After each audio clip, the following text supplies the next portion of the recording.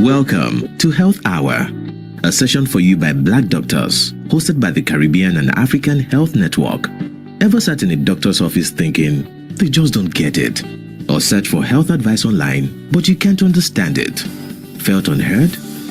You're not alone, and you found your solution with Health Hour. Every Saturday at 11 a.m., this is your space where Caribbean and African healthcare professionals speak about health with a focus on Black people. We tackle the topics that keep you up at night: mental health, chronic conditions, preventive care, sexual health, men's health, women's health, heart disease, and much more. All with the cultural context that matters, because our Black doctors understand the unique challenges we face. Here is what you can expect: real talk from doctors who look like you and get it, lived experience testimonies, practical advice, illness prevention and management tips, and a space of understanding without judgment. You also get to ask questions. Your questions drive the conversation. Health Hour, where community meets Black health expertise.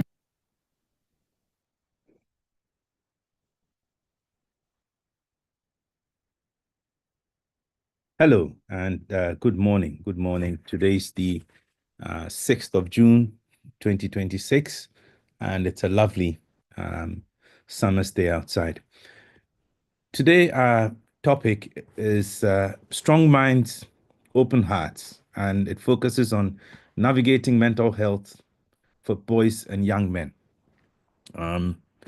We will have presenting today two excellent presenters, Dr. Olatoye and Samson Owolabi. Samson brings over 18 years of experience in the community and youth workspace, specifically working with young Black adults. Currently, he is group lead at mental health charity 42nd Street, looking after a young Black men's group called Jet 42, which is a weekly peer support group for young Black and mixed-race men aged 16 to 25. Dr. Ayo, on the other hand, is very well known to us. He's a transformational mindset coach and founder of Master Builder, a platform dedicated to empowering individuals to break through mental barriers and achieve personal mastery. With a background in both clinical healthcare and organizational leadership, Dr. Ayo has spent over a decade honing its experience in stress management, burnout prevention, and mindset transformation. I think we've got two excellent presenters, and I shall hand over the floor to them. All of this is particularly focused on helping our young Black men to make the transition from adolescence and pre-adulthood into adulthood so that they can function best and reach their true potential. Right. Doctor and Samson, it's over to you now. Thank you very much. Thank you so much, Dr. Sapong. Thank you for the introduction. It's an honor for me to present with my brother, Samson, and we're going to be talking to you guys about this topic. It's so for me, it's personal because I have a 14-year-old son. Parenting and being a father and watching him grow is the greatest honor of my life. But it's also something that I want to take seriously and make sure that I'm doing everything I can do to guide him to be a man who maybe doesn't have to struggle with some of the same things that I struggled with and growing up. And again, I'm so grateful for our brother Samson and his wealth of experience. So we're going to start. Let me know. I'm going to share my screen, and you guys can let me know what you do.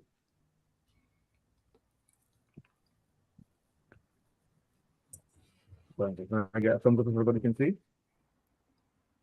Yeah. Wonderful. Okay. So, strong minds, open hearts. The first thing I want to talk about is that from a health point of view, you probably heard me say this before, I think true health is an integration and balance of body, soul, and spirit. So there's no point just talking about physical health if mentally and emotionally we're struggling and spiritually we're not healthy. And one of these things in isolation isn't true health. Have you ever noticed where you feel tired or you feel sad and you don't want to pray? How are these things related? Or you may feel spiritually energized and therefore you can do more physical activity. It's because you're three parts. You're a body, you're a soul, and you're a spirit. And this is a conversation about soul, mind, mental. Why is it important? Why do we have this conversation at all? Well, the data is clear. It is a crisis, and I don't mean that word just for the sake of hyperbole. UK men account for 3 in 4 suicide deaths. 75% of all suicides are because of men. 1 in 6 young people aged 16 to 24 have had a probable mental health disorder. Boys are 3 times less likely than girls to seek help for emotional distress. And suicide is the leading cause of death for males aged 10 to 30. And I'm sorry to, start all guns blazing, but I think it's important for us to look at the facts and understand why we're having this conversation. It's necessary and it's needed, especially in our community. So yeah, Black communities and mental health. We know that Black people are 4 times more likely to be detained under the Mental Health Act than our white peers. 1 in 8 Black men, only 1 in 8 Black men with a mental illness actually receives treatment, and Black young men report the lowest rates of health-seeking behavior when it comes to mental health because of things like stigma and mistrust. And we have to take responsibility as a community because we are creating the cultures and the environment where these things continue to be an issue.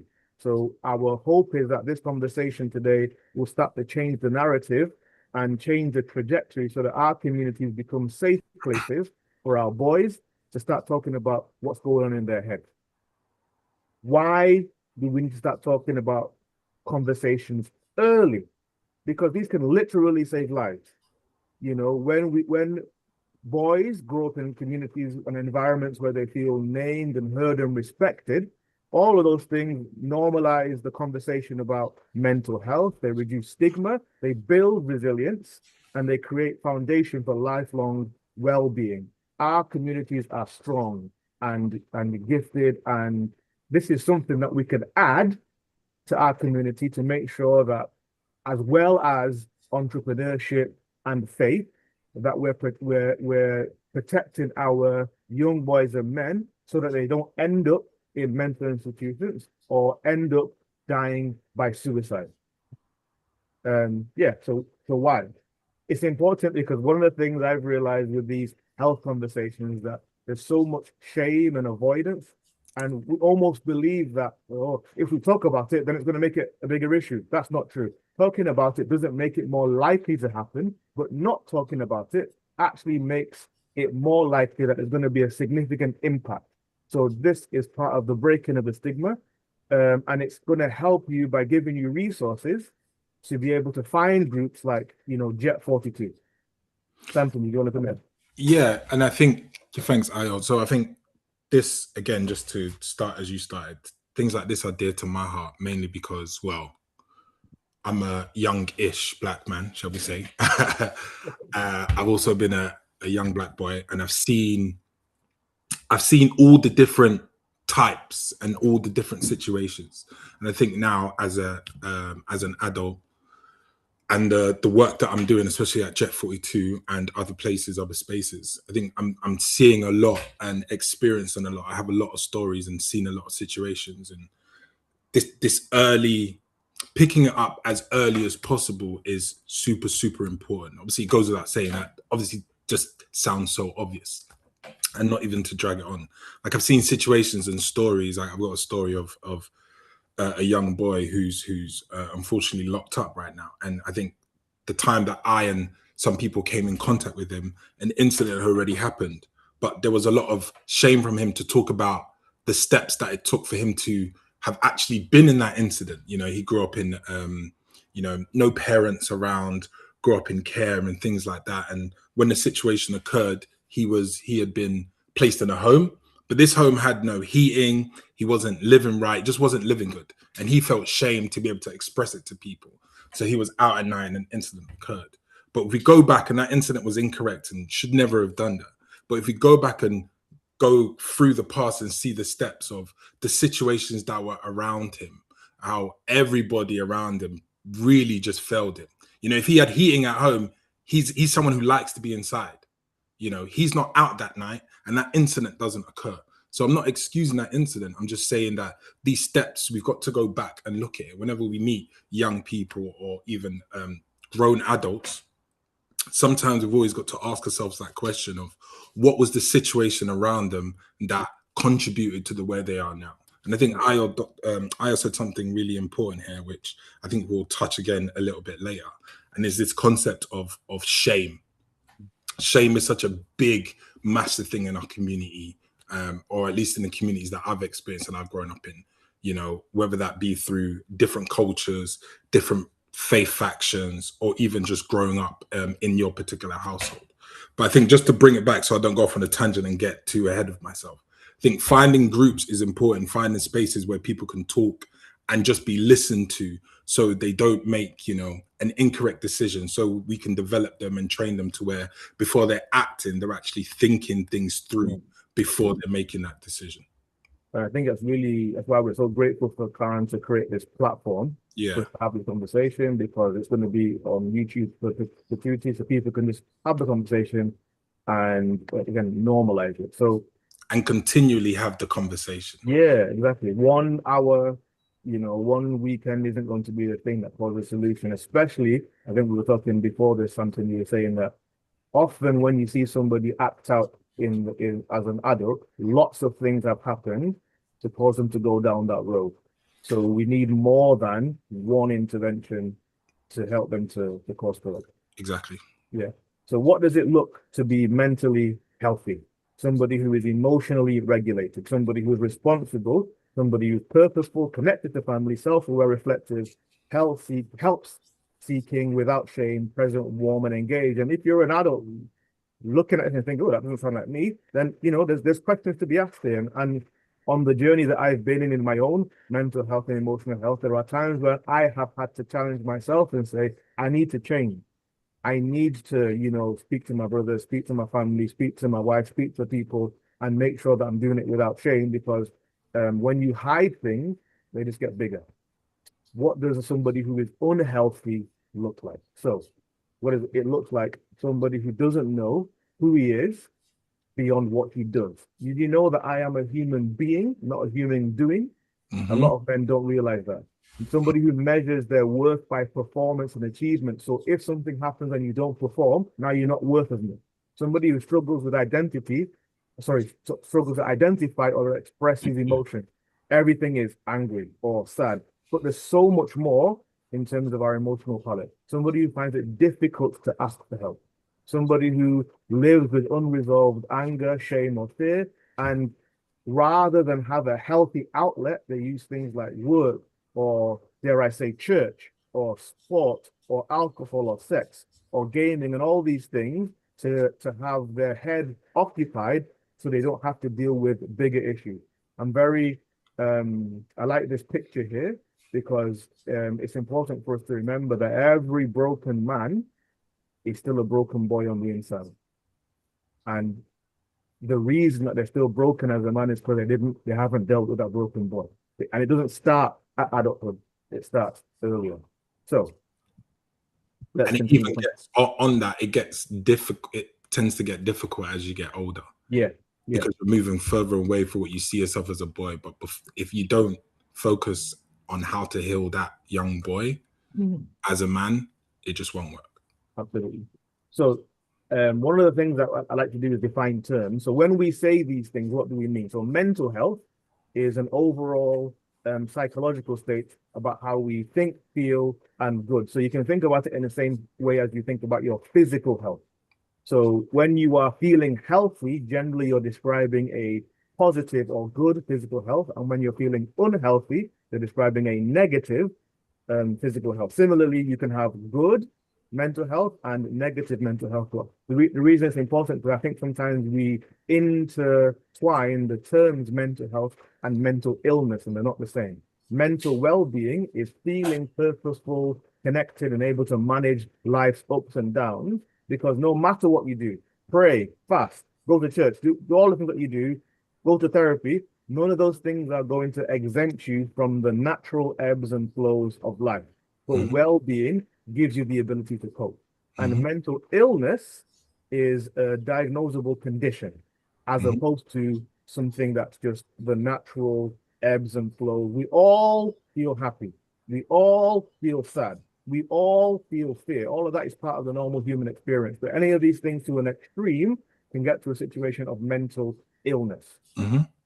Now, understanding emotional health, because that's a slightly different thing. So emotional health is feeling, expressing, and managing emotions in a balanced way. For example, a parent who talks through frustration rather than shutting down or shouting. Emotional regulation, that's the ability to pause, reflect, and choose a response. Samson said before that if we're not in a position where we can regulate, the thing you get is a reaction. You know, they're not even thinking about what's happening. And before, have you ever been in a situation where something happened before you know it, you've done or you've said or you wish that you could have taken it back? That's examples of dysregulation. So when feelings overwhelm or drives reaction, for example, explosive anger, shutting down, or risky behavior. So it's important that when we say these things, we know what we're talking about. So because we talked about every broken man is a broken boy who hasn't healed. Let's talk about it from the beginning. How boys become men. Ages from born to 5. The question that our boys are asking is, am I safe? And it's important for those of us who are caregivers to understand that's the fundamental thing that a boy till 5 is asking, am I safe? So it determines what kind of culture we should be creating for them. The things that we can encourage our boys to do, they need to express their feelings. How? Through play, toys, imagination. It's important for them to know how to responsibly seek comfort and building routines and explore emotional safety. Asking questions about feelings and things like that. So that's what the boy can do. Those of us who are caregivers, what can we do? You need to provide consistent, loving attention every day. Consistent being the word. I know for a lot of men, especially if you've grown up in a situation where you may not have had a father figure, there's a drive to do this and massive things and take it off. Actually, our kids don't need, they would rather have us than the money. You know, kids spell love T-I-M-E. So being there and showing up is more important than any, Disney trip or anything like that. Respond sensitively to distress. And it's important that we recognize that I may have difficulty doing that if I haven't healed, because I may be dysregulated. Model emotional expression. Name your feelings. I remember the first time I told my children that I was scared of something. Their eyes were just wide, but again, we normalize, oh, daddy sometimes gets scared. So now, hopefully what that does is give them the license to express when they're scared. And see the child. We're so quick to see the behavior. Why are you doing that? What's going on? But not necessarily seeing the child behind the behavior. And Samson, you mentioned about the first 2 years. Well, the research shows that those first 2 years are pivotal in a child's development, and how actually those early bonds and attachments that they develop literally are the blueprint for how they see life moving forward. It affects their relationships, their self-esteem, their emotional regulations that we're talking about. So it's really, really important. I myself was talking, and we've had many a conversation. Yeah. Even going back to the point of even, seeing a child before the behavior, but even talking about feelings. We have a lot of young boys, men, older men, however you want to call it, who don't understand the different range and spectrum of emotions that they can have. If sometimes, You know, I know examples of many people. If I'm scared, I showcase that through anger. If I'm sad, I showcase that through anger. If I'm anything, I showcase that through anger because of how they've been, you know, how they've existed, how the community and situations around them have, you know, created and molded them. Anger tends to be that first emotional response, but you need to, in some ways, see beyond that and talk it through and go through that. And there are ways and steps to do that, to understand exactly what it is that they're trying to express and understand that, you know, it might be displaying itself as anger, but that's not what it is. Yeah, exactly. So then we move on. Boys 6 to 11. And sorry, I should have said it at the beginning. This is a 40, 50-minute presentation that's trying to deal with a massive topic. We are not going to have the time to comprehensively deal with every single aspect of this topic. Hopefully what we're giving you is something that you can go away and do some of your own research about and educate yourself, because one of the things I love about PAN and the PAN Health Hour is that there's a passing back of responsibility to the listeners. This is your life.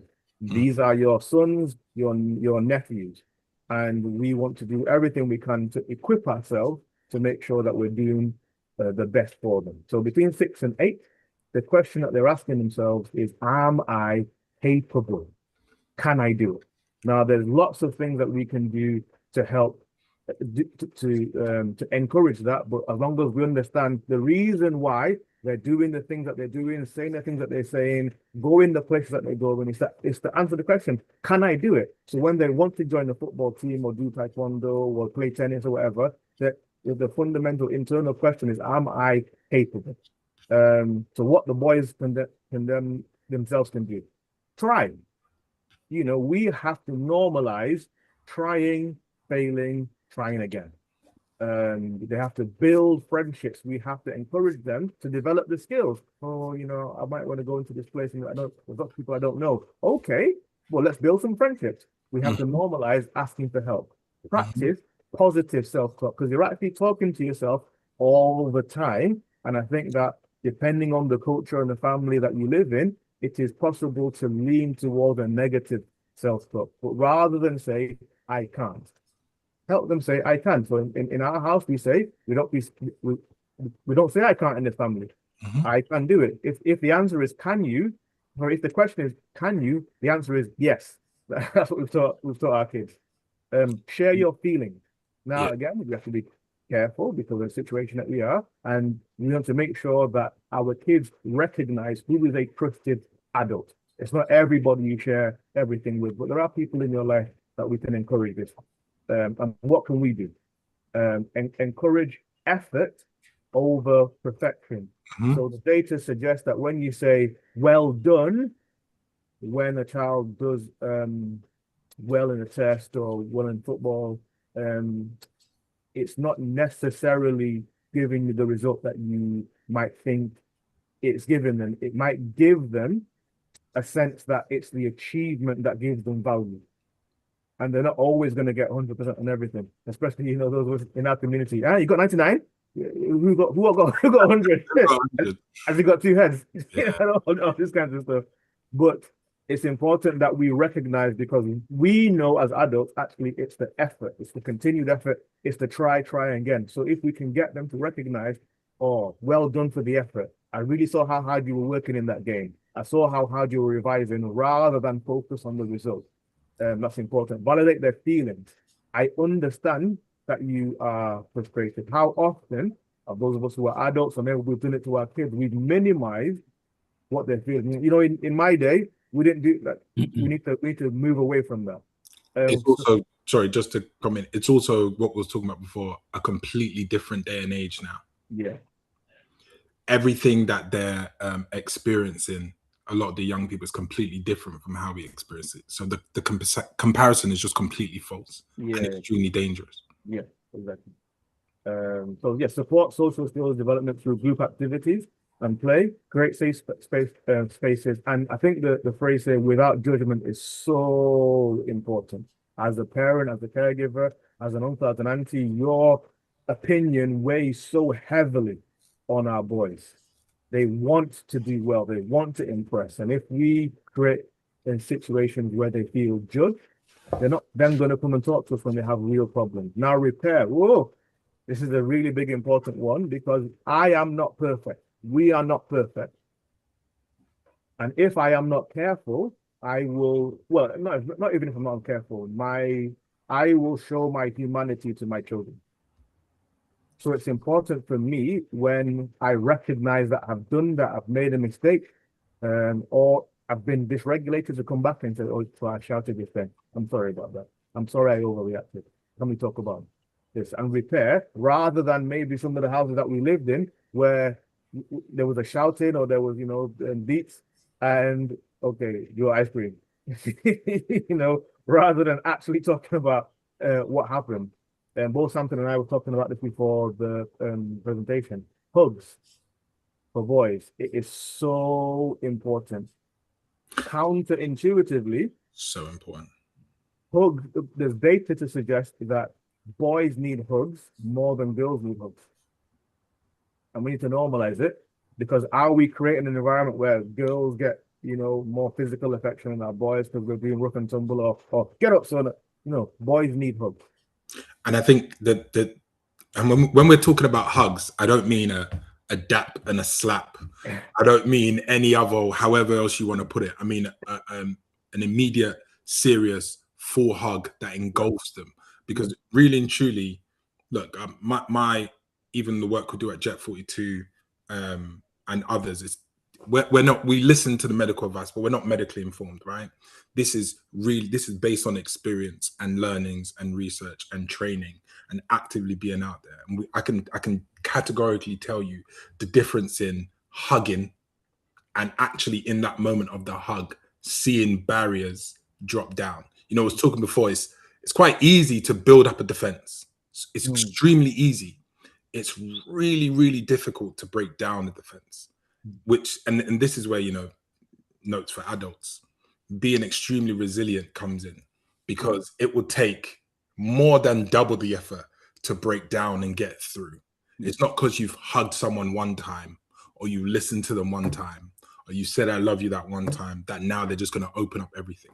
Exactly. You're dealing with a lot. You're not even just dealing with, whatever age this young person or this person is. You're dealing with anything that might have even come from the parent.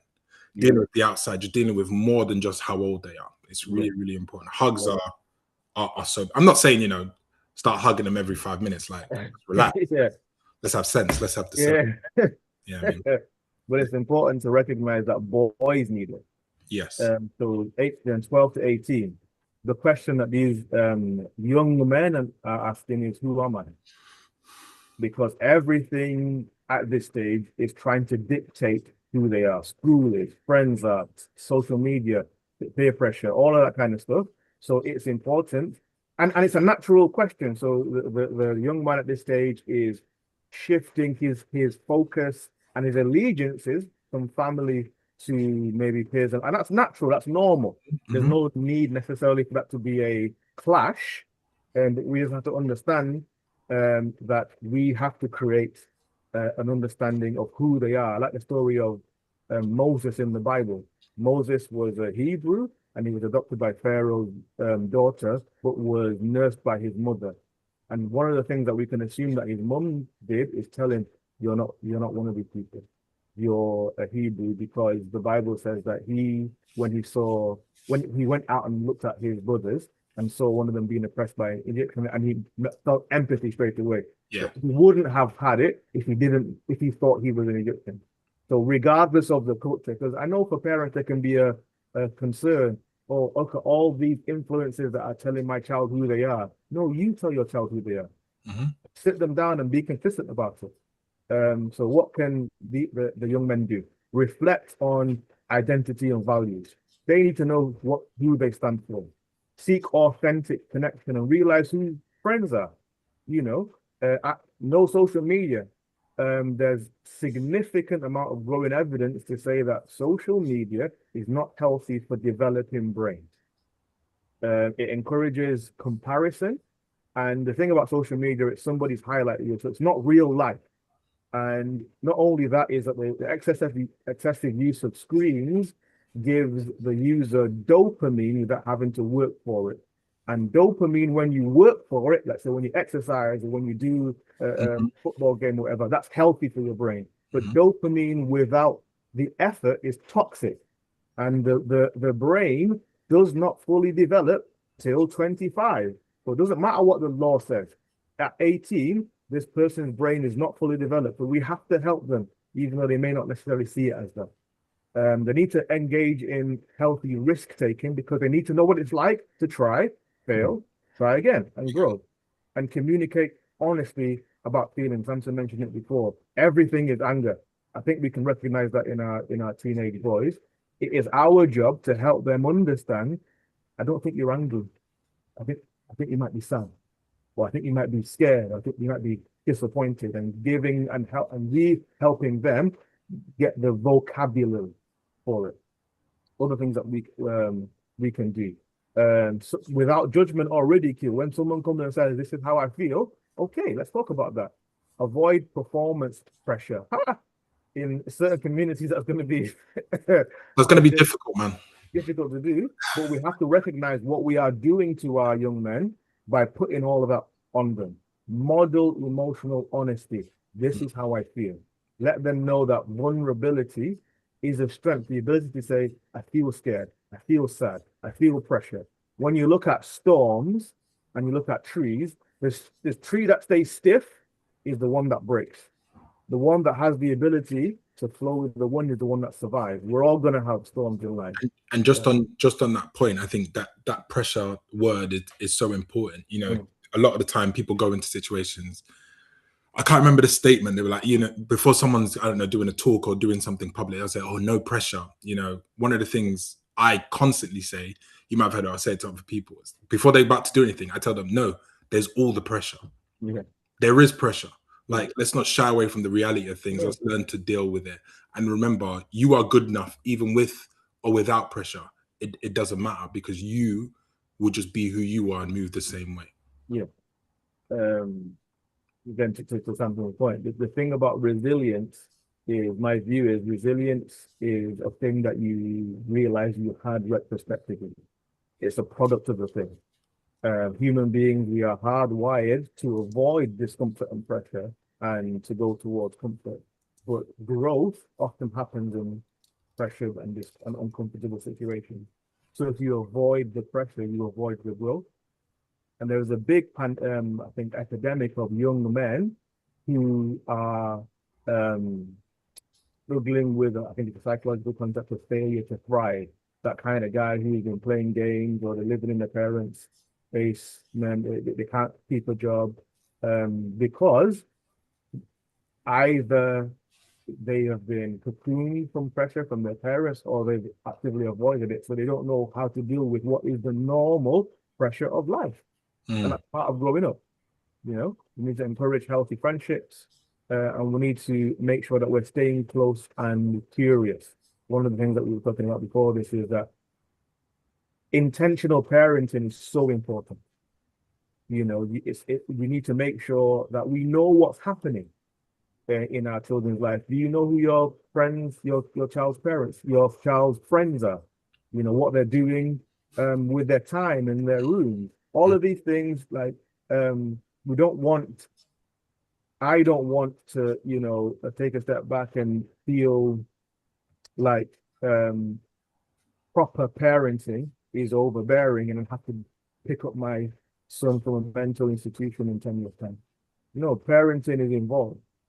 And it's important for us to recognize that, especially in our culture. This is how we've always done it. Let's not adopt the less supportive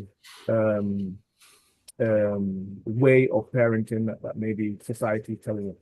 It's important. Okay, so 18 to 25. The question that is being asked is, can I stand on my own 2 feet? So I know I'm safe. You know, I know I'm capable. I know who I am. And can I stand on my own 2 feet? So that's what's happening at this stage, and it's important for us that we encourage the standing up and facing up to the pressure, because dysregulation and an inability to do it looks like excessive gaming or escapism, difficulty maintaining and sustaining a relationship. All of that is evidence of somebody who hasn't had that internal fortification to say, no, you can do it, you can do it. So what does a young man need to do? Build daily routines.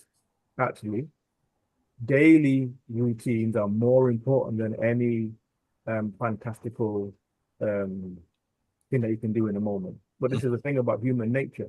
We value intensity over consistency.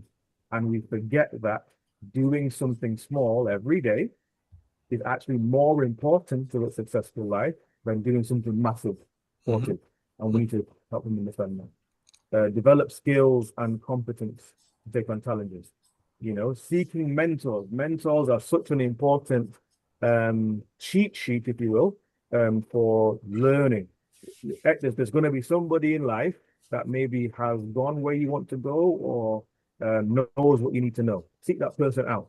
Practice self-care and taking care of yourself, and be purpose and pursue purpose. It's really important that we encourage, that we normalize this language in our young men rather than oh, it's okay. Look, because what we want is the example of the mentally regulated man at the beginning, somebody who is after something, who is stable, who is a friend, who knows how to seek help. All of those things happen by us encouraging men to do these things. What can we do in community? We can provide, again, emotional support without judgment. That phrase comes out so many times. Encourage independence gradually and confidently. One of the things that my wife and I have agreed on is that in terms of independence, my children will always be ready for it before I am. So as a parent, I have to intentionally give them independence whilst I feel uncomfortable.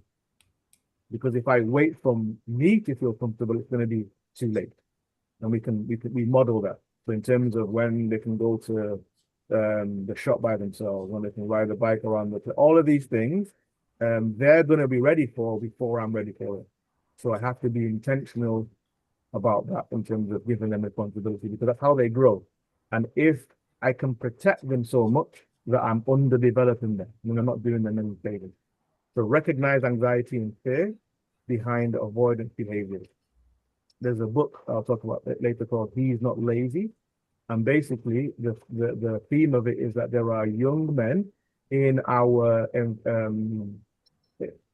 circle who it looks like he's not trying anything or whatever. But what's happening is it's not that they don't care, they care so much that they're avoiding the difficult thing, because if I don't try, I can't fail. Let me jump in with this. I think that is one of the biggest things, and it is difficult to be able to spot. And I think the important thing for us as actions is whenever you see something or you're listening to someone or you're seeing them do something, I think one of our first thoughts need to be stop and not look at just what they're doing, but actually ask ourselves, why would they be doing that? And go through the scenarios.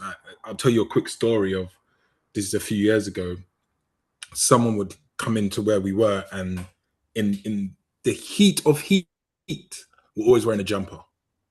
Always wearing a jumper. And people go, why are you doing it? And attacking. And it wasn't even me. It was one day my colleague was noticing and said, doesn't that feel strange? And people were like, yeah, just like, oh, they're just, the kids are just like that. But we were querying it. And then eventually we, instead of talking about it, we just sat down and had conversations, just got to know the person a little more, speak to them about their home life. And it was over time to reveal the whole reason they're doing that is because they were essentially like self-harming. So they're wearing that so nobody noticed, right? So the only reason I'm saying that is because sometimes what a young person or someone is doing in that moment isn't necessarily what they're trying to say. You might get situations where people are like, oh, they don't talk. It's a statement I hate when they say men don't talk or boys don't talk. I think people need to understand to either listen to the silence and listen what's not said as opposed to what is just said, and also break down what is said. But it is difficult. It takes, like we said before, it takes resilience, but also takes repetition. you know, constantly showing up and constantly being there, and maybe constantly even having a, you know, a statement. I know growing up, maybe similar to Ayo, there's words that my mum constantly said to me that to this day I remember, because she said it almost every single day. Now let's make those words, like when I'm with some of the young people, I have certain statements that I say to them all the time. I say to them consistently all the time. I'm not afraid to be annoying to them. I am not afraid to be annoying to them, because I'm not here to be their friend. It's not what we're trying to do here. That's not our aim. And I'll be annoying, because at that point when they remember those statements and they make those better choices, that's when it all, you know, it all comes to a head. That's what we understand all the reason for. You know, we want these people to be as good as and as great as they can be without us there. We don't want to make it so they're constantly dependent on us. That is not what we want to do. Thank you. Okay, so again, the point that we're making is that when you see an emotionally or mentally dysregulated man, it didn't start there. It started as unsupported boy, feeling unseen, feeling safe, and him building up all of these walls to keep that boy safe. And then that boy becomes a teenager. He was uncertain because nobody told him who he was, and nobody taught him how to deal with his emotions. Doesn't have a language for pain. That becomes a dysregulated young man. He doesn't know how to take no. The low-hanging fruit is anger, or the pain that he has not dealt with is so significant that he's just doing things to numb the pain, the drugs or the gaming or the whatever. And then we have somebody who is a grown-up who looks like an adult, but is still emotionally a child. Everything is a reaction rather than a response, because the wounded boy is still present on the inside. So it's difficult because time is against us. But just as a quick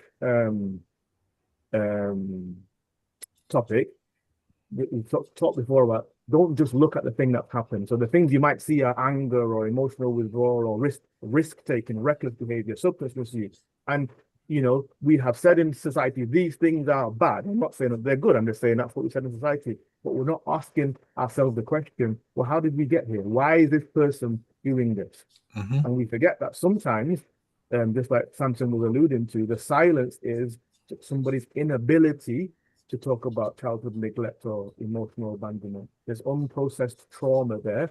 There's identity wounds and shame wounds. There's been an absent or emotionally absent father or mother. Are they dealing with racism or racial trauma? You know, all of these things might be the things that they don't feel equipped or safe to say. And real healing can begin when we address the root of it. Because we can say, stop doing this, stop doing that, but it doesn't address the cause. No. What can we do as the village? We all know the phrase, it takes a village to raise a child. So what can we do?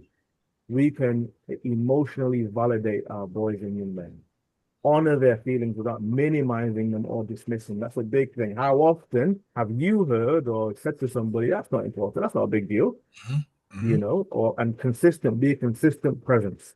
Be sturdy, because just like Samson said, I'm not here to be a friend in that sense. My job is to be a parent. My job is or an uncle or an older man in somebody's life. Yeah. And as a consequence of that, there's going to be lines that I am going to draw and police because I love you. Not because in fact, the lines are evidence of the love, not evidence of the lack of the love. And, you know, maybe right now you don't understand it. Okay. But I know that just like as I became a parent, there are things I understood about manhood that I would never have understood beforehand. You know, hold boundaries with love, because I don't believe that making our children boundaryless is helpful for them. Psychologically, it's really scary because they think that they're flying the plane of their life. They don't want to be in the cockpit. They need an adult to say, no, this is where we're going. This is how we're going to do that. Encourage emotional freedom and model what it is, those of us men, what it means to be a man. It's not just masculine attributes. Can I be a nurturer? Can I be a poet? Can I be soft as well as strong? You want to say something? Yeah, I was just going to jump in because some of the work that we do with Jet 42 with the young black men it's all about that peer-to-peer support. So it is about creating a community of like-minded individuals who are all different, can come to a space and then they can express. Now, it just means that they don't have to say things that's already known. So we all start from a base level of understanding, and then we're able to build on it. But that peer-to-peer support is so important because they're getting conversations with people in their age group and then people older. Yeah. And then we're all helping and healing each other. I think one of the biggest things for me about doing this work and this world I'm in is that I didn't even understand the impact it will have on me as an adult with the young people. And how we actually both help each other. And one of the key things, and going back to a previous slide, is, you know, you want to go out there, you want to help someone, maybe you want to help your child or someone, you know, a friend's kid, or, you know, you work in this space. And I think the important thing is about even being open first. Like, I think we expect so much from people when you're going to quote unquote help them or do whatever. That's just the idea of taking. You have to be willing to give and constantly give. And with that in yourself, that could be difficult for yourself. So you have to understand and know you've got to go through your own process to give, to be able to help. You know, it is back and forth. It is never just a one-way street. It is this idea of this, you know, back to what I was talking about. As a village, as a community, we almost need to do things and get back to how we once were as a people and where we're from. You know, a lot of the things here, let's face it, we are, you know, I grew up here. We see a lot of things for a Eurocentric lens. But also when I go back, when I was in my household, it'll be a very particular tribal Nigerian lens. And there's elements of that which I think will resonate with many people on this call, many people beyond that. And we need to mix and match, and we need to bring those things back. We need to bring back that community because it's not just you, Ayo, and your wife raising your kids. The people and the friends you've chosen to be around them are super important because they'll be looking at them. 100%. The people that you bring into your household, the people that you're on the phone with. Well, what do you say? Kids don't kids do listen, but they're not just listening, they're watching. Absolutely. And they're watching it all. I mean, for just by way of example, so my wife and I are very intentional about the people that we have in our children's life. And for instance, I call Samson my brother because there's certain people I have called intentionally and said, my son is now 12, he's 13, he's 14. He needs men in his life that are not me. And again, I've already said that I trust how these people are from their ethics and their faith and from their morals and whatever. So I know that if I can leave them with these men, and they're going to continue the trend of everything that we've been teaching. But like I had the explicit conversation with my brothers, with Samson, with some other people, and said, look, Ezekiel is 14 now, so I need you to call him. You know, I need you to spend time with him. So he knows that he has a village of men that he can call on. So what else can we do? So the power of the example, just like you said, they may not listen, but they will copy. So don't be a do as I say, not as I do person. That's not a good example. Heal for them. If you parent from an unhealed place, often it's just going to perpetuate the trauma that you have dealt with. And give them what you did have, especially those of us who grew up maybe with a lower socioeconomic background. We're so focused on I'm going to give them this, I'm going to give them that, I'm going to give them this, and we forget to give them what we actually did have. The community, the love, the work ethic, all of those things helped us become the people that we are today. Create a culture. Resilient children grow up in a house where there is structure, where there are shared experiences, and where there are stated values. Not just we'll see. No, in this house, we talk about emotions. We forgive. We work hard. We clean the toilets. Whatever it is, we state it. We don't let them have to figure it out and learn to apologize. Those of us who are, so I'm a Christian. Those of you who are Christians, and for me, it's really important that my children grow up to be Christians. There was a study that was done, and one of the biggest indicators for adult Christians who started off in a Christian household to maintain the faith was having parents who apologized, not parents who prayed or fasted or parents who learned how to apologize. Okay, I mean, for time's sake, I think we may have to skip this slide just because there's so much else to cover, but we know that families are different. So, you know, there's going to be a nuance to the co-parenting dynamic and the single parenting dynamic. I would say that for single mothers, one of the things that we're going to have to, what we would encourage is an intention about finding male figures that your son can look up to and interact with. For those of us who thought that the Bible doesn't talk about things like emotions, well, you'd be incorrect. Jesus was, he was so in touch with his emotions that the two examples that I can give are when he knew that he was going to raise up Lazarus, he cried. Why did he cry if he knew that he was going to raise him up? Because he recognized he was present with what everyone else was doing. And in the Garden of Gethsemane, I wonder what would happen if Jesus didn't release his anxiety and concern about the cross, because the Bible says he cried out with loud groanings, and after that he said, "Let not my will but your will be done." What would have happened if he didn't release it? David was a warrior. You wouldn't have tested him in battle, but him and his warriors, the Bible says on multiple occasions that they wept. They wept when people died. They wept when their wives were taken away. They were in touch with their emotions. It wasn't one or the other. It was their masculinity wasn't compromised by an awareness of their emotional state. And if Elisha being exhausted and tired, all of these things, the Bible, my opinion is that science, whether it be biology or psychology, is catching up with the Bible. The answers have been there the whole time. So what else can we do? Create safe emotional environments, educate ourselves as to what are the early signs of problems, you know, have structured mentorship programs, and invest in things like skill building activities. I'm rushing because of time. So create genuine belonging spaces, promote physical and mental health. Physical health is really important. Model positive masculinity. You know, the reason why the manosphere has been able to capture a generation of young men is because the other men, we haven't been loud enough about what real masculinity is. Yes. So they've been sold a lie. So that means that those of us who are men need to step up and say, no, it's like this. And when you watch inside the manosphere, the thing that I thought that was really interesting is that none of them had great relationships with their fathers.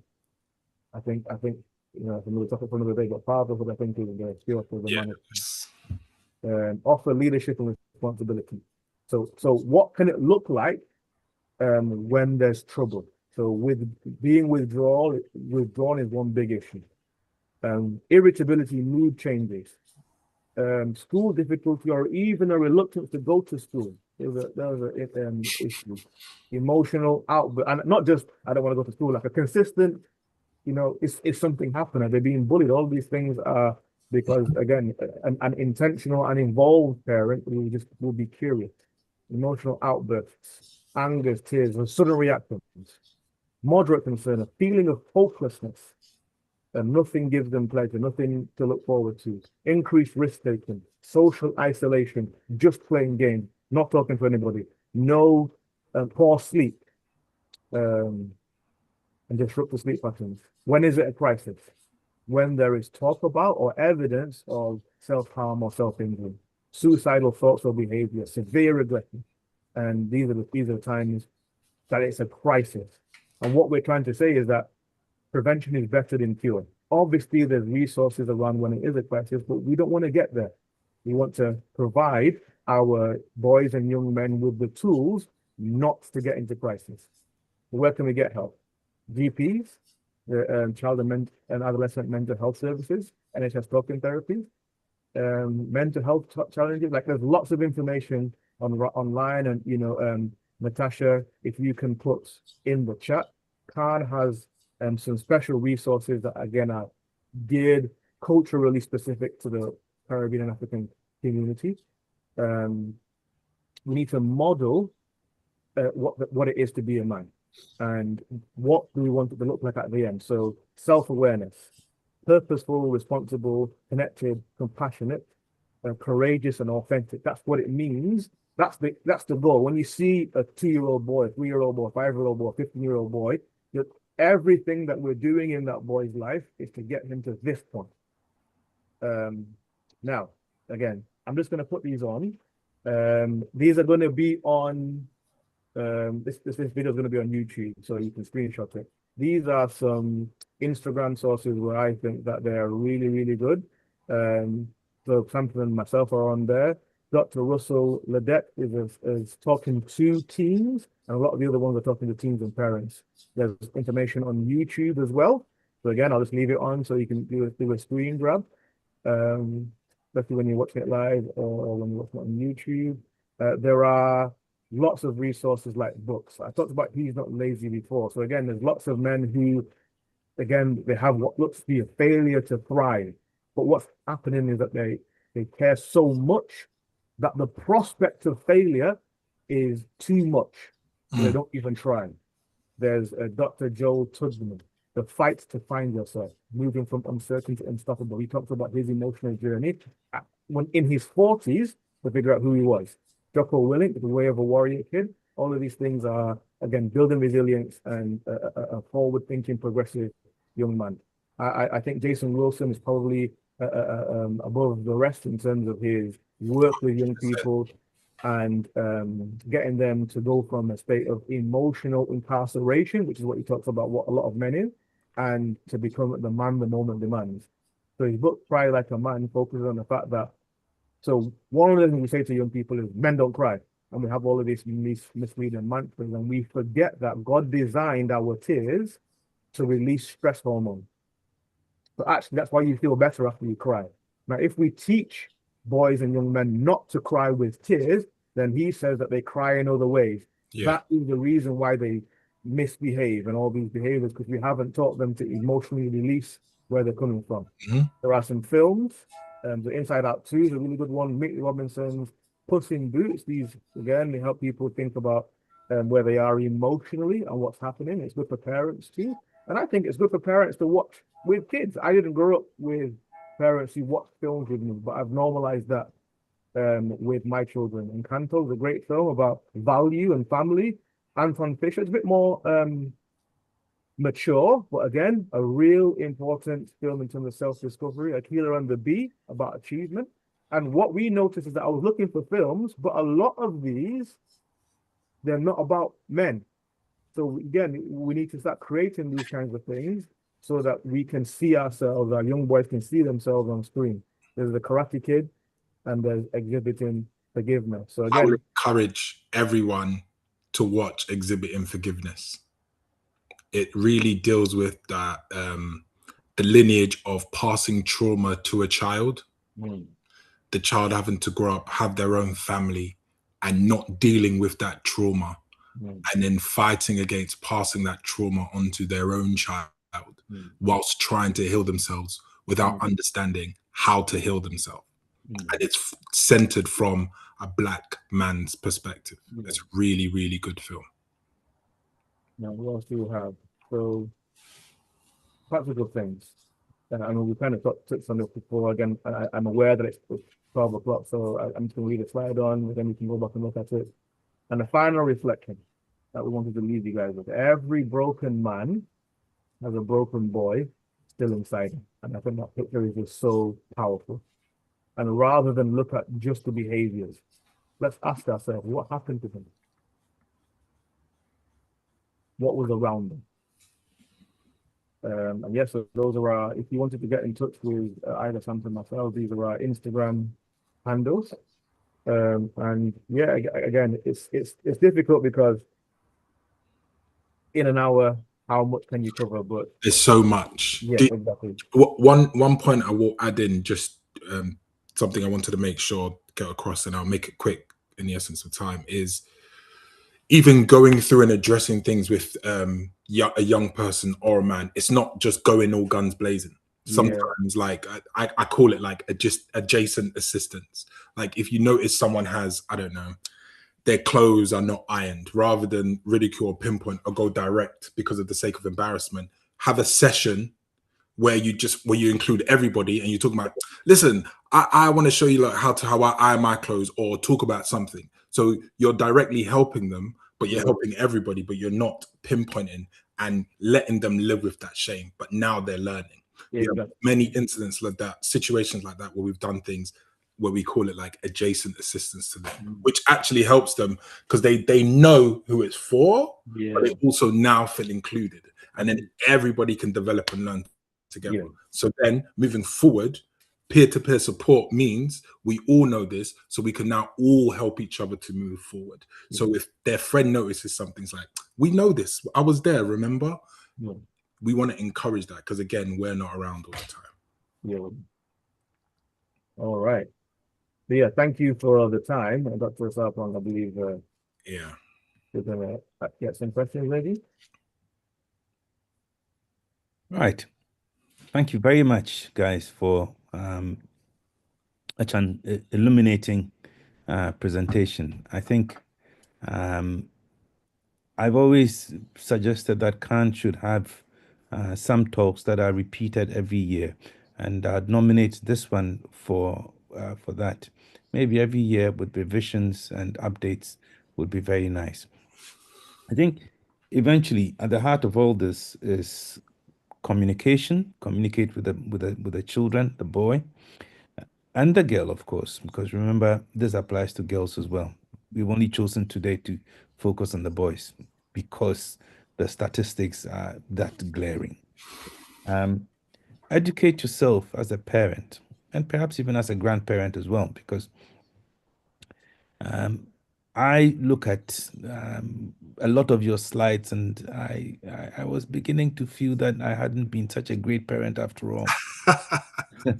I could see so many gaps. Maybe I'll have a chance to do it with my grandkids, something like that. But it's education is very, very important. I think it's worth mentioning, Dr. Sapong, that it's never too late. Yeah. So, exactly. for instance, those of us who are parents, so those of us who are adults, parents and have children, I want you to imagine your dad coming to you and saying, I want to talk to you about what happened. You know, I think there's things I could have done better. I imagine even in your 30s or 40s, it would still mean something to you. Yeah. So I don't think it's ever too late. Yes, and also what came up quite strongly in your presentation was the role of mentoring and the role of the community in bringing up the child. So I think we all have to be mindful of the role we play in our friends, brothers and sisters, children's upbringing and worldview, emotional awareness, and all of that. Yes, I think the last thing I'll say before we go to questions, because we've got a few, is that all of this reminds me of Whitney Houston and The Greatest Love of All. If you listen to the first few lines, yes, children are our future, teach them well, let them lead the way, show them all the beauty they possess inside. Anyway, we'll stop there and we will. I never knew you were such a fan. Yeah, exactly. Yeah, I thought you were going to sing it. Nah. Right. So, question number one: how can you know men who look mentally stressed but kind of do not show it? How can you pick up signs of stress in young men very quickly? I think so. To be quick, so I won't go through everything. Everything is known. So like we understand people are different and people will show things differently. I think specifically to the question, if you think the ones who don't show it, I think I tend to be like that as well. And I think it's about consistently showing up and not making it obvious. You know, if you feel this person might be stressed, don't go tell them you look stressed, because sometimes their first thing is like, I'm not stressed. What are you talking about? Right. So there could be resistance there. In fact, do the things, show up, cool, go out, go for a walk. I cannot express, I'm not saying nature's like the be all and end all, but it's important to go outside with them, go on walks. There's so many groups, you know, specifically in Manchester, that are walking, hiking groups, getting into nature. There's new ones like Beyond the Window coming up. There's the Black Girls Hike. There's the Manda meetups. There's so many different of these factions which we can place down and put down, which you can talk to, get to know, and there's spaces that curate it for men, for women, for Black people, brown, all of these different type of things. So I think to wrap it up, I would just say, don't make it obvious and just go, oh, you look stressed. Be there, talk to them, and don't force the issue. Okay. Now, the next one is talking about the presence of male mentors in the young Black man's life. Now, where does one find a father figure? Where does one find a mentor when they don't have a father figure in their lives?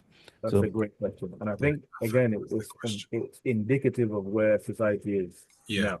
So it's a very relevant question. I think it's back to the fact that parenting is intentional, and we have to recognize the value of the male figure. So also, yes, we have to grieve the fact that maybe the biological dad isn't there, but we have to then, okay, so how can I be intentional about finding somebody? So is it, you know, do you have a brother? Do you have a cousin? Do you have an uncle? Are there people in church? You know, are there in your community? In your community, you know, is there a football group or a martial art? Like, so I think that if it's not something that's readily available, actively seeking it, and obviously those of you who are praying, pray, God, please bring men into my son's life who will be a positive role model for it. But I think it's just being intentional. So for instance, there are things that maybe because of the fact that I am me and I'm not, you know, I'm not every man. That's why even I'm trying to be present in my son's life. I'm actively seeking other men who have other qualities than I have and say, please, you are part of my village. And I've gone and sought them out. So not like just come to my house and we'll see. No, explicitly, the conversation is, I need you to call. I need you to. That's the key point. That is the key point when you're going out to find these or talk to people, being explicit about what you're there to do. Yeah, I think is the key thing. Now it says my 15-year-old won't talk to me about anything anymore. Is this normal? So the short answer is yes. The short answer is yes. Laugh at the question. That's not laughing at. Yeah. The short answer is yes. So I think it's one of those things, you know. So those of us who don't have 15-year-olds yet, it is our responsibility to create an environment where we talk. But just like Samson was saying, often when as parents we are realizing that this is happening, we come in hot and heavy. Come on, talk to me. Yeah. And that is not necessarily helpful because by this stage they've already put up a wall. So what, for instance, one of the things that somebody taught me about is, because again, culturally, your kids come home, how was school? Fine. You ask them closed questions, they give you a closed answer because they don't want to have the conversation so they can move on. So do you have an opener? What did you eat today? You know, there's ways in which that you can educate yourself and maybe some phrases and stuff. And if I'm honest with you, one of the things that we're not being honest about from a parenting point of view is that I don't have the same interests as my son. That's a big thing. So therefore, I have nothing to talk about.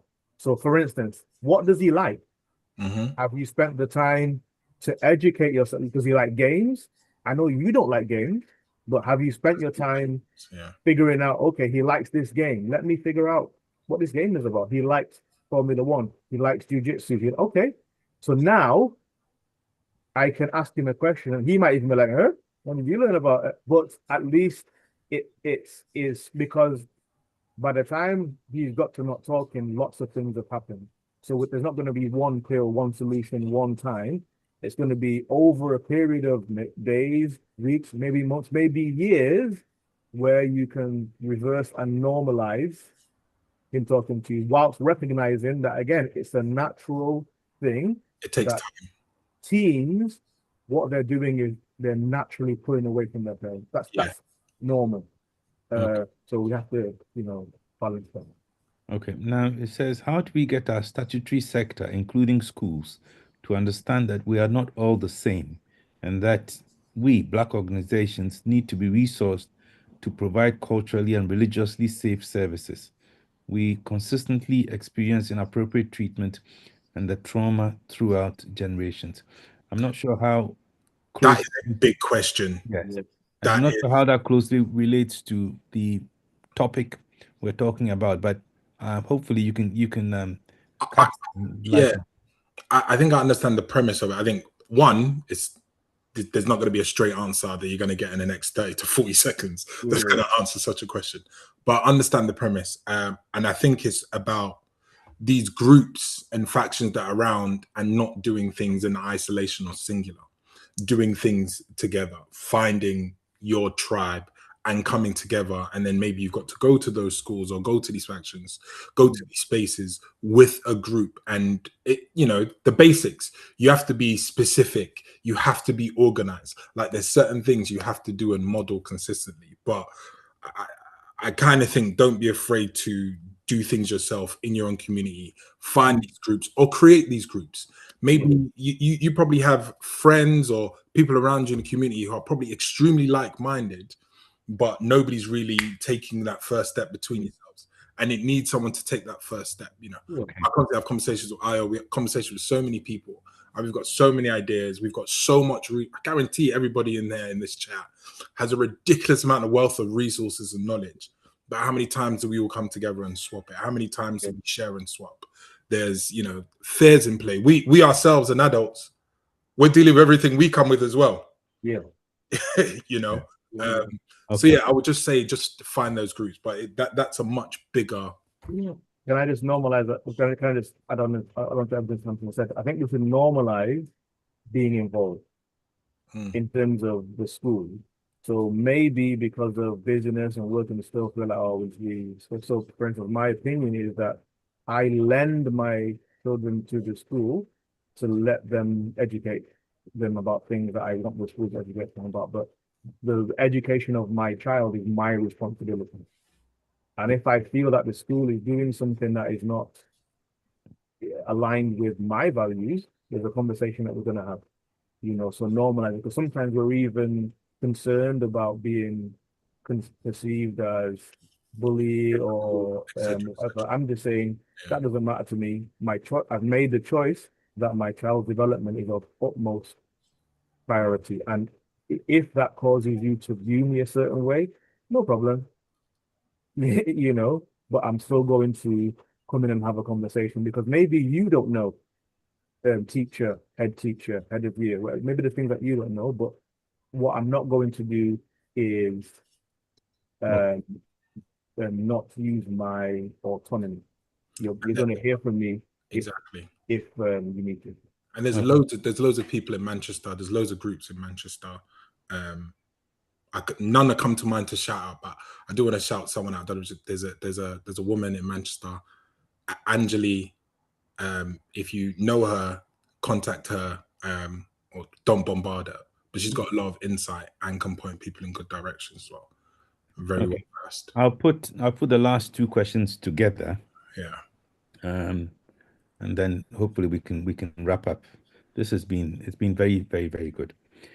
There's a distinction between Black African and Black Caribbean parenting and how Black boys are raised. We see the data differences in terms of schooling experiences, criminality, etc. Is there any comment on this? Now, in addition to that, somebody also says, some years ago, I heard of a trend where local Black bullies demanded money from Black boys in certain estates. Is this still happening? I mean, I guess I'll talk from a personal experience, right? The last question, local Black. I mean, I don't know. There's good and bad everywhere happening. It probably is still happening. I don't know what the community that is, but there's things to do around to help that. but the distinction between the Black African and Black Caribbean. I understand that. I heard a lot about that growing up, experienced a lot about that growing up. My heritage is Nigerian. I think we understand the idea of Black as a concept, the word is not real. I hope we understand it further. You can do the research. The idea of Black is not, it's not a real thing. You know, it's created part of the transatlantic slave trade, etc., right? So we are just different people, and we have different understandings, and people are different. I don't want to minimize that point, right? But I also don't want to use that as an excuse. Now, naturally, there are differences. The same way our parents in his household will probably be different from his brothers who are raised in the exact same household will parent their kids. People are different. I don't think we need to start getting into the whole idea of the difference in Black African and Black Caribbean. We need to focus on the points that we need to raise our kids and heal ourselves as individuals and what we do, and come together as a community with your neighbor, with other like-minded people like that. Like, I understand the data and the separation, but sometimes I'm not a big fan of data that constantly looks to constantly divide and separate and create conversations that can just be distracting from actually what we're trying to do. Yeah, I think looking forward and going forward, we need to look at ourselves as Black people, full stop. I think that will make a big difference, rather than comparing the attitudes of Black Caribbeans with Black Africans. Yeah, because I've seen it all. I've seen the I won't even go into my life history, but I've seen it all from everywhere. So yeah. Okay. What was the second question? The second question was specifically about Black bullies on some estates demanding money from local. I wanted to address that because, again, it's to do with like statistics and stuff. You have to recognize that for some people, the trauma of their experience is such that there's no love for themselves. So if you don't love yourself, you see yourself in other people, maybe that's the reason why there's a target on that person's life. I had an analogy. Let's say I'm in a gang, and somebody in my gang gets hurt or whatever, and I'm going to somebody else's gang. I don't know who did it, but I'm going to go to somebody's area to figure out who did it. I'm going to be able to recognize the difference between the normal population and the gang because that person looks like me. So there's a degree to which all the aggression and stuff is, could it be maybe I'm not happy with who I am and I'm targeting it at other people, you know? No, I agree. Sorry, go on. No, because I think there's definitely there's some issues with self-love, some self-hate in society, but there's also the statistical thing of like, if I'm around Black people and I'm dysregulated, the people I'm going to rob are Black. Sometimes it's not even just that. That's who is one. You got to look at what is even the population and makeup of that community as well. Like that's sometimes just the reality of it. But sometimes there's fear. Yeah, a lot of these young people, trauma. My situation's growing up. A lot of people have PTSD. You know, a lot of people are fearful. So it's a case of like, I will do something to you before you do something to me. Yeah, I know the idea of this Black individual or whatever, this person in my area might do certain things. Like, I think there are a lot of nuances around it. But again, it just goes back to what we were saying. We're dealing with things, and what was that secure attachment in those first 2 years, and then what has been their upbringing. It's not necessarily them. Let's not focus on them doing the bad things. Like, what's the environment? Who are the people around them that they even exist in that way? And let's work backwards. So it might still be happening, but that's just, you know, obviously we need to look at the situation as well, but there's a lot more around it that we need to delve into. So yeah. All right, gentlemen, I think we have overrun 1 hour, and for good reason, of course. I think it's time to call it a day, and I will pass on to Adebimpe from Khan, who will give us some closing messages. Thank you very much, everyone, for attending. It's been most worthwhile. Thank you. Yeah. Thank you to everyone that's joined us today. And I want to believe you've got value from today's session. Just look for my slide and I can present what I have. Yes. Please let me know if you can see my screen and I can start presenting. Oh, thank you so much, Dr. Ayo. Yeah, I'm not gonna copy what Dr. Ayo and Mr. Samson and have all said. I want to believe you've all got value from this session. You've taken notes, and then let's all practice. As a mom myself, I've got 2 boys, and I've got so much value and things I will be putting in motion myself. So, and to everybody that have joined us on Zoom or over the YouTube or other platform, thank you so much for joining us today. And to everyone that sent in that question as well, thank you so much. We've all learn from your questions as well. So so I'm just going to start presenting my slide. So next week we're going to be having Dr. Danielle Motel. I hope I'm pronouncing that right. She'll be joining us next week talking about from donor to patient in terms of blood matters. And also our health hour takes place every week, so we hope you can join us again either on Zoom or on other platforms as well. Okay, now we're having our Windrush as well taking place in 2 weeks. Our usual place, Alexandra Park in Manchester. So if you've not yet signed up to be one of the attendees, please do that. You can use the screen. And if you are a business owner, organization looking for a platform to promote your service, your services, charity, especially with the discussion we've had today to do with boys. If you're an organization that run, session for boys, it would be lovely to have you there so that people in the community can get to know what you do and how you support these young boys in the community. Also on the Windrush as well, we'll be having tournaments, and we hope you can all come in, bring the boys, we're talking about boys today, and I feel like everything is in alignment. So bring the boys to come see other boys within that group age, come and play and take part as well. So if you're interested, you can email us as Windrush Celebration or events at Cannes as well, so that we can know how you want to get involved in the football tournament. Also, we're still on the matter of Black health legacy. So we are doing some research in terms of, illnesses around the Black people. So please, if you're interested, would like to take the survey, please do the use the QR code on the session if you have your phone on you, and just please take part. But if not, if you want to find out more information about it, kindly send us an email at research@can.org.uk. Your involvement will help us to be able to, work around the health issue that the Black and Caribbean people are facing within the UK and outside as well.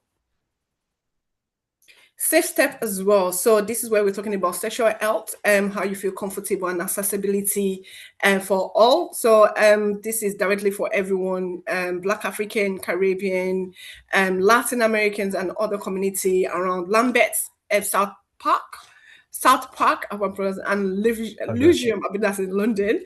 And so also, if you want to take part, want to get involved in any ways, please use the email as well, team@safestep.london. We'll be looking forward to hearing from you, or use the telephone number on the screen as well and give us a call. Yeah, neighborhood summer health check as well. This is taking place, I believe, in 2 weeks, if not next. Yeah, I think next week. Yeah. So we hope you can all join us at the venue. It's taking place at the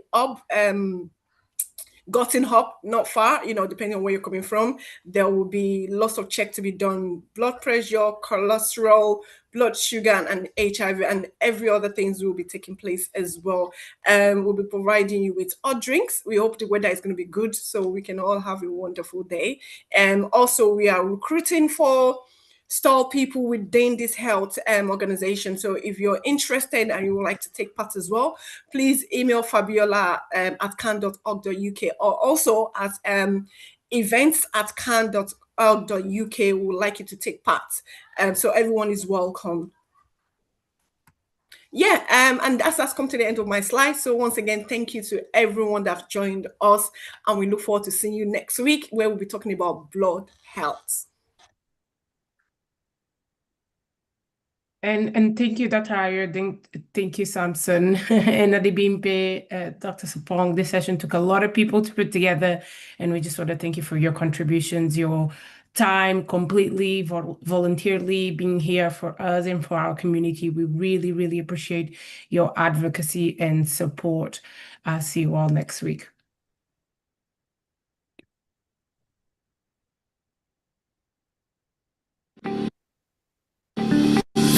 And that's our time for today.